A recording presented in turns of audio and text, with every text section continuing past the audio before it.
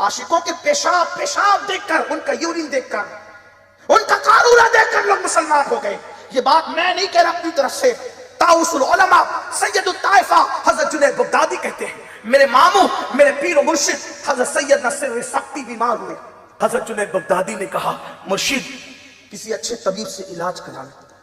फरमाया, हमारे बगदाद में जितने बड़े हकीम और तबीब इस वक्त नजर आते हैं, उनमें से क्या कोई यहूदी है, कोई नसरानी ईसाई है? मैं अपना हाथ किसी यहूद और नसरानी के हाथ में नहीं दे सकता। हजरत जुनैद बगदादी कहते हैं, मुझे अपने पीर का इलाज कराना था। मैं गया तबीब के पास जो था यहूदी या ईसाई।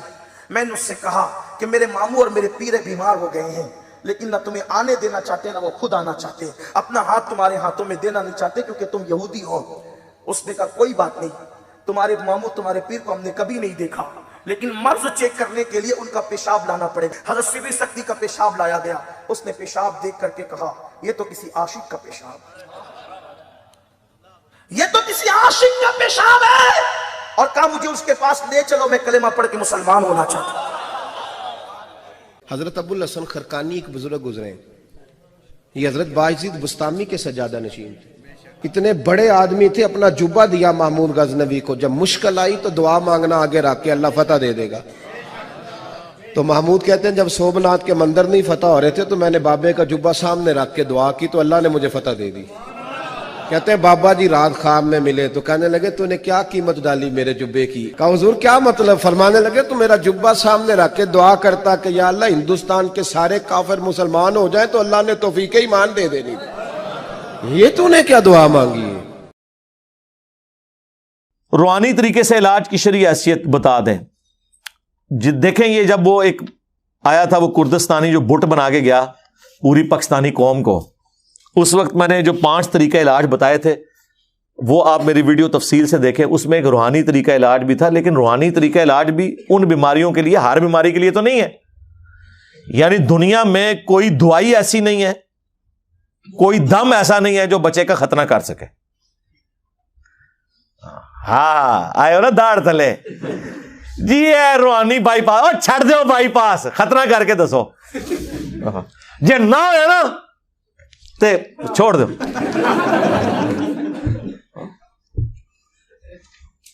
आज वो जिस बुजुर्ग ने स्टेक ते लवाना है अपने आप नो, केड़ा है जेड़ा लिख के दे मनु कि अगर मैं ना कर सकिया खतना तो जो मर्जी करो जी, जी साहब इजाजत है, तो पता चल जाएगा भाई जो सर्जरी काम करती है वो बाजुकात अद्वियात से नहीं हो सकता, वो फिजिकली आपको इलाज करना है। इस तरीके से झाड़ फूंक का एक इलाज जो है वो चंद एक चीजों के लिए है, जो उसके एक्सपर्ट्स हैं वो करते हैं। बुखारी मुस्लिम में हदीस है कि शिफा 3 चीजों में है, शहद में, हिजामा कपिंग यानी ये पछने लगवाने में, और दाग देने में। लेकिन मैं अपनी उम्मत को दाग से मना करता हूं, लेकिन ये मना हराम के दर्जे में नहीं है, प्रेफरेबल है। क्योंकि मुस्लिम शरीफ में हदीस है, एक सहाबी को जख्म लगा, उसका खून नहीं रुकता था, नबी इस्लाम ने अपने मुबारक हाथों से दाग दिया। दाग ये होता है कि लोहे की कोई सलाख, तीर का अगला हिस्सा, कोई लोहे की चीज गर्म करके जब वो फुल गर्म हो जाए तो वो उस जख्म के ऊपर लगाते हैं, वहां से वो गोश्त और वो सारा हिस्सा रोस्ट हो जाता है, फिर वो खून निकलना बंद हो जाता है। आजकल इलेक्ट्रिक दाग देने वाले इंस्ट्रूमेंट्स आ गए हैं जो सर्जन्स वगैरह यूज करते हैं। इसलिए देखें अब जो बाईपास के ऑपरेशन हो रहे हैं ना, तो वो बड़े एडवांस हो चुके हैं, ऐसी अद्वियात आ गई हैं, अब खून भी नहीं लगता और बाईपास हो जाता है। वरना पहले कितनी बोतलें अरेंज करनी पड़ती थी, खून जाया हो जाता था। तो नबी इस्लाम ने खुद वो तरीका इलाज इस्तेमाल किया, आपने फूंक क्यों नहीं मार दी? कहीं अल्लाह ने चाहा तो हो भी गया। बुखारी में हदीस है, एक साहबी की पिंडली की हड्डी टूट गई, नबी इस्लाम ने हाथ फेरा, ठीक हो गए। लेकिन ये 1-2 वाकयात मौजूदा तौर पे, अदरवाइज नबी इस्लाम पूरा इलाज करवाते थे। और इलाज करना है, जो चीज इस तरह की सर्जरी वाली है वो दम करने से नहीं टूटी हुई हड्डी जुड़ जाएगी, वो नबी इस्लाम का एक मोर्जा था। अगर आपको अपने बुजुर्गों पे इत्मीनान है तो तोड़वाएं अपनी टांगे और टाइम क़यामत तक जाए, करवा के दसो किसी को सीधा। इस तरह नहीं होता मेरे भाई। मोर्जात जब अल्लाह ताला किसी के लिए चाहे जाहिर कर देता है, लेकिन आपने मोर्जात अपने बाबों के लिए माने हुए हैं, तो फिर बेहतर यही है कि प्रैक्टिकली करके बताएं। आप जो आप क्लेम कर रहे हैं वो करके बताएं। कहते ना कि बुजुर्ग जो है वो अगर जो है वो کیمرہ اور سیٹلائٹ جو ہے وہ سارے بر اعظموں میں ایک کمرے میں بیٹھ کے دیکھ سکتا ہے تو اللہ کا ولی کیوں نہیں دیکھ سکتا؟ چھاڑ دو سرکار، کوئی مسئلہ نہیں ہے. اگر پی آئی اے کا پائلٹ جہاز اڑا سکتا ہے تو بزرگ کیوں نہیں اڑا سکتا؟ بٹھائیے سارے بزرگانوں اور کاکپٹ سے جو ہے پائلٹ کو کہیں گے جی آپ تو نکلے نا، اڑا دے والے جی کیا مسئلہ دھیری جا کے لینڈ کرنا ہے انہوں نے جتنے کرنا ہے.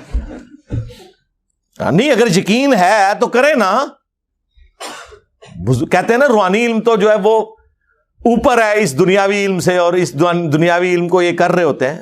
اللہ کے بندو، خدا کے لیے نبی علیہ السلام نے جب مختلف بادشاہوں کے پاس خطوط لکھے ہیں تو ان زبانوں کے ایکسپرٹ بندے بلوائے ہیں، ان کی زبانوں میں لکھوائے ہیں. اس طرح نہیں ہوتا جس طرح آپ سمجھتے ہیں. دنیا بقدر ایفرٹ ہے. کبھی کبھار کوئی مرزانہ بات ہو جائے وہ الگ بات، وہ انبیاء کے ساتھ خاص ہے. باقی غیر انبیاء کے ساتھ نبی علیہ السلام کے مبارک دور میں بڑے عجیب و غریب قسم کے معجزات ہوئے ہیں، وہ بالکل درست ہے، وہ نبی کے معجزے ہیں. لیکن رسول اللہ کی وفات کے بعد جو کچھ ہے وہ دعا کی حد تک ہے. اللہ تعالیٰ چاہے تو کر دے، اللہ تعالیٰ چاہے تو نہ کرے. بارش کی دعا کی ہو گئی، ٹھیک ہے، سمجھ آتی ہے بات کی. اس طرح کے معاملات ہو سکتے ہیں. جو اللہ کے فزیکل فینومینا آف نیچر ہیں ان میں اللہ تبارک و تعالیٰ کسی کی دعا قبول کر لیتا ہے. لیکن کبھی ایسا نہیں ہوا کہ جی کسی صحابی کی آنکھ نکل گئی ہے، دوسرے نے پھونک ماری ہے تو اس کی نظر واپس آ گئی. نہ کسی کی ہڈی ٹوٹی ہے تو یہ جنگ قادسیہ اور یرموک میں صحابہ کرام کو جو زخم لگتے تھے تو ایک دوسرے کو سورہ فاتحہ پڑھ کے پھونکتے تھے اور زخم ٹھیک ہو جاتا تھا. خدا کے لیے یار اس طرح نہیں معاملات ہوتے. دنیا کو اللہ نے بقدر ایفرٹ چھوڑا ہوا ہے. آپ کو تو کہانیاں کرائی ہیں جی. ابو الحسن خرقانی نے کرتا دیا تھا محمود غزنوی کو، اور محمود غزنوی نے جو سومنات پہ جو آخری حملہ کیا وہ اس کی برکت سے کامیابی ہوئی. رات نو بابا جی پھر ہوئی ناراض. بابے کتنے خوش ہوندے تھے جدوں تک نعرہ نہ مارو انہاں دے اگے تسی یا میرا نام نہ لو. وہ بابا جی کہندے نے ان کے ناراض ان کے تو نے میرے کرتے کی اتنی کم قیمت لگائی ہے. اگر تو یہ کرتا اٹھا کے یہ دعا کرتا نا کہ قیامت تک اس پلانٹ ارتھ پہ کوئی کافر باقی نہ رہے تو سارے مسلمان ہو جاتے. حضرت ابو الحسن خرقانی ایک بزرگ گزرے ہیں. یہ حضرت باعزید بستامی کے سجادہ نشین تھے. اتنے بڑے آدمی تھے، اپنا جبہ دیا محمود غزنوی کو. جب مشکل آئی تو دعا مانگنا آگے رکھ کے اللہ فتح دے دے گا. تو محمود کہتے ہیں جب سومنات کے مندر نہیں فتح ہو رہے تھے تو میں نے بابے کا جبہ سامنے رکھ کے دعا کی تو اللہ نے مجھے فتح دے دی. کہتے ہیں بابا جی رات خواب میں ملے تو کہنے لگے تو نے کیا قیمت ڈالی میرے جبے کی؟ کہا حضور کیا مطلب؟ فرمانے لگے تو میرا جبہ سامنے رکھ کے دعا کرتا کہ یا اللہ ہندوستان کے سارے کافر مسلمان ہو جائیں تو اللہ نے توفیق ایمان دے دینی. یہ تو نے کیا دعا مانگی ہے؟ اچھا لوگ پڑھتے ہیں سبحان اللہ، لعنت ہے سنانے والے بھی سننے والے بھی.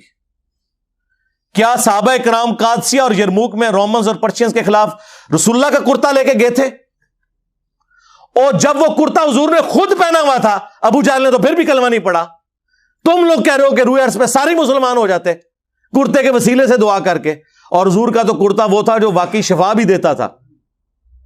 مسلم شریف میں حدیث ہے کالا جبہ حضور کا نکالا اسما بنت ابی بکر نے ان کا کہ نبی علیہ السلام پہ پہنتے تھے، ہم اس کا دھون مریضوں کو شفا کے لیے دیتے ہیں. یہ تو حضور کا چلے کرتا تھا. اور صحابہ کے پاس تو حضور کے جسم کے حصے تھے، بال مبارک.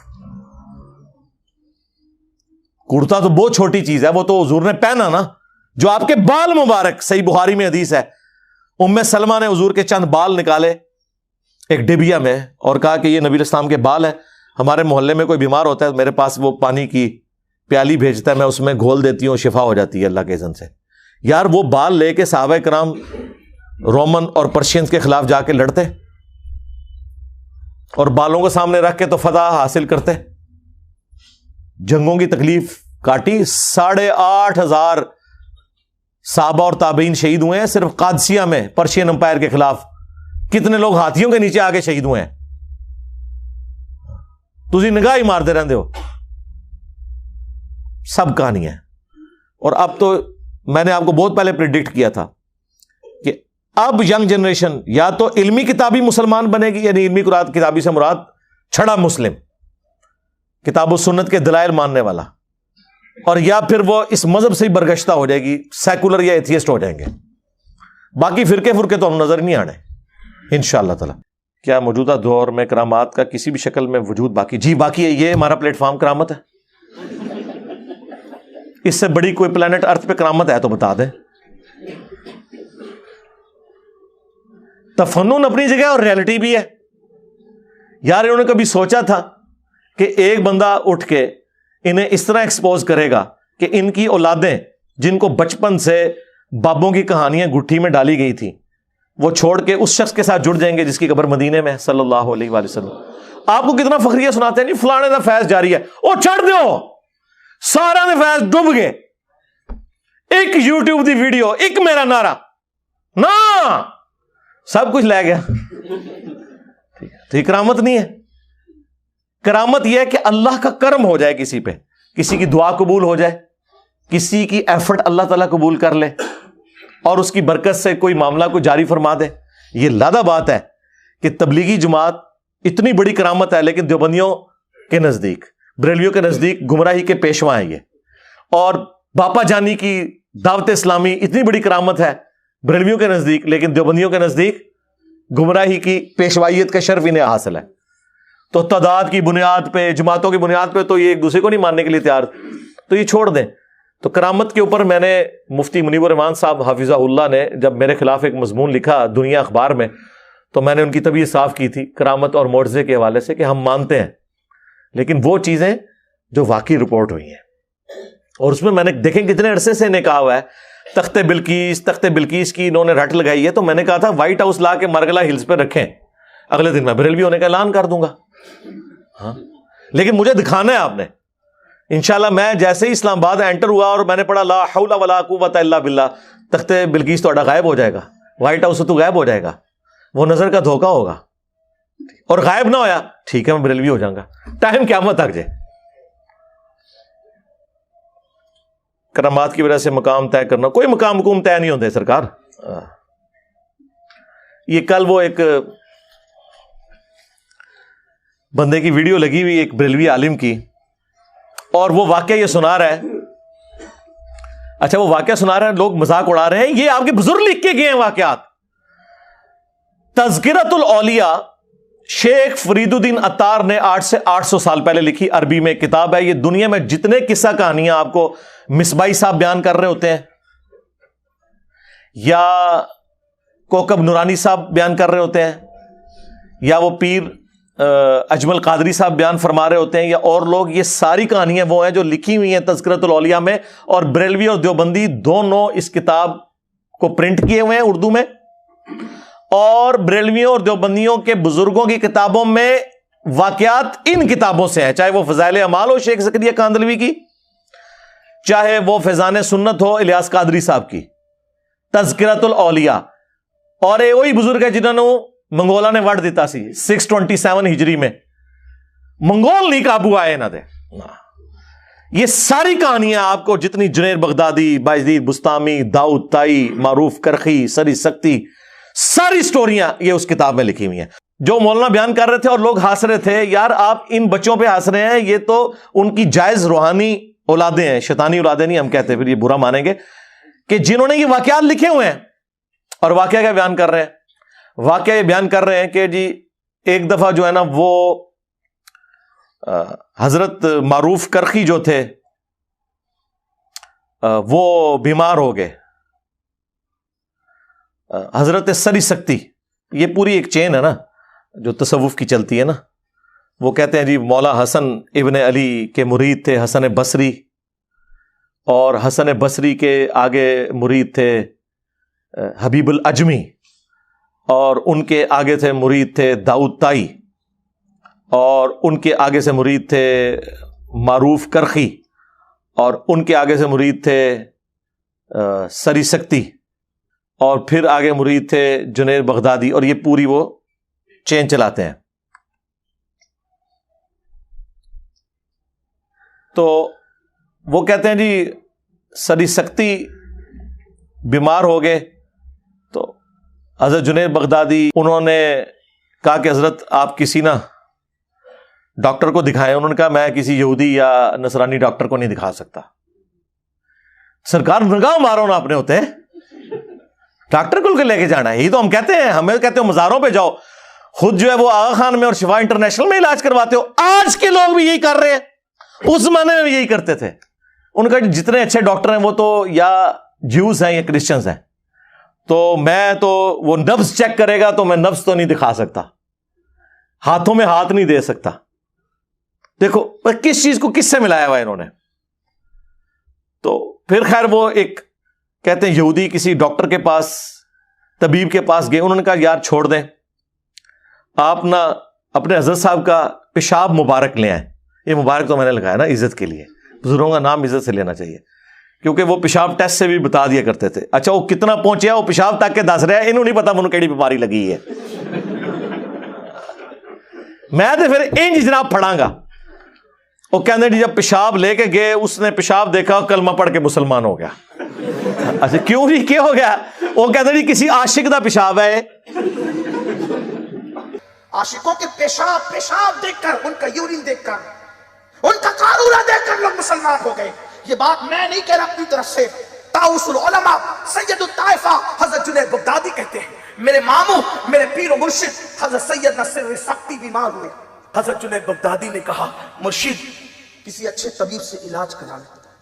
فرمایا ہمارے بغداد میں جتنے بڑے حکیم اور طبیب اس وقت نظر آتے ہیں, ان میں سے کیا کوئی یہودی ہے, کوئی نصرانی عیسائی ہے؟ میں اپنا ہاتھ کسی یہود و نصرانی کے ہاتھ میں نہیں دے سکتا. حضرت جنید بغدادی کہتے ہیں میں نے اپنے پیر کا علاج کرانا تھا. میں گیا طبیب کے پاس جو تھا یہودی یا عیسائی. میں نے اس سے کہا کہ میرے ماموں اور میرے پیر بیمار ہو گئے ہیں, لیکن نہ تمہیں آنے دینا چاہتے نہ وہ خود آنا چاہتے, اپنا ہاتھ تمہارے ہاتھوں میں دینا نہیں چاہتے کیونکہ تم یہودی ہو. اس نے کہا کوئی بات نہیں, تمہارے ماموں تمہارے پیر کو ہم نے کبھی نہیں دیکھا, لیکن مرض چیک کرنے کے لیے ان کا پیشاب لانا پڑے گا. حضرت سر سختی کا پیشاب لایا گیا. اس نے پیشاب دیکھ کر کے کہا یہ تو کسی عاشق کا پیشاب ہے, یہ تو کسی عاشق کا پیشاب ہے, اور کہا مجھے اس کے پاس لے چلو, میں کلمہ پڑھ کے مسلمان ہونا چاہتا ہوں. تو اس نے کہا یہ عشق, اچھا انہوں یہ بھی پتہ لگا کہ عشق الہی دا رنگ ہویا ہوا ہے, یا کسی یعنی عورت کے عشق میں ہے, کسی منڈے دے عشق میں. ہاں منڈے دے عشق بھی ہے جی, یہ مادھو لال حسین. ہاں یہ وہ بیاں تے ہے, ان دی گل ہے پرانے بھی.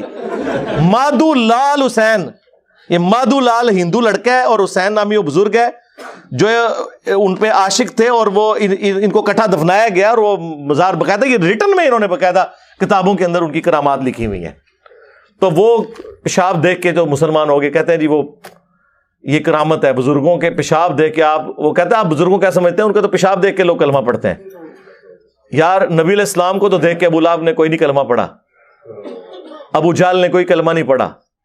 یہ کون سا دین ہے جو آپ پیش کر رہے ہیں؟ اچھا سوشل میڈیا نے ان کے لیے پرابلم کھڑی کر دی ہے کہ پہلے یہ چیزیں کتابوں میں لکھی ہوئی تھی اور پبلکلی عام نہیں ہوئی تھی, کوئی جرت بھی نہیں کرتا تھا کہ بیان کر کے اس کو اس طریقے سے اس کی انجینئرنگ کرے.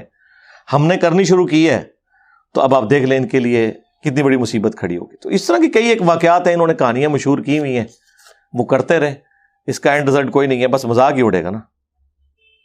خلفائے راشدین کے بعد کوئی ولی یا بزرگ مانا جا سکتا ہے, کیوں نہ آپ مانیں, لیکن وہ اس میں سے نکالنا کیا ہے؟ اے جی مندے نہیں کہ منیے, کہ مطلب اے جی فلانے بزرگ نہیں مانتے. بھی مانتے ہیں کہ وہ بزرگ تھے, ان کے ماں باپ کی شادی ہوئی تھی اور وہ تحفہ پیدا ہوا تھا وہاں پہ, ٹھیک ہے, وہ بڑا ہوا, جوان ہوا, وہ کھاتا پیتا تھا, پیشاب بھی کرتا تھا, شادی بھی ہوگی اس کی, مر گیا, دفنا دیا. یہی ماننا ہوتا ہے نا کسی کو, اور کیا منوانا چاہتے ہیں؟ جب کہتے ہیں آپ فلاں کو نہیں مانتے, کیا مطلب ہے؟ ایک بندہ یہ کہتا ہے کہ آپ جو ہے وہ ہٹلر کو نہیں مانتے. بھئی ہم مانتے ہیں کہ ایک بندہ تھا, آیا تھا, چلا گیا. ماننے سے مراد کیا لیتے ہیں؟ انکار تو ہم نے کسی کا نہیں کیا. نہیں وہ بزرگ نہ, انج نہیں, نہ یہ تہاڈی خواہش نہیں پوری ہونی, ٹھیک ہے.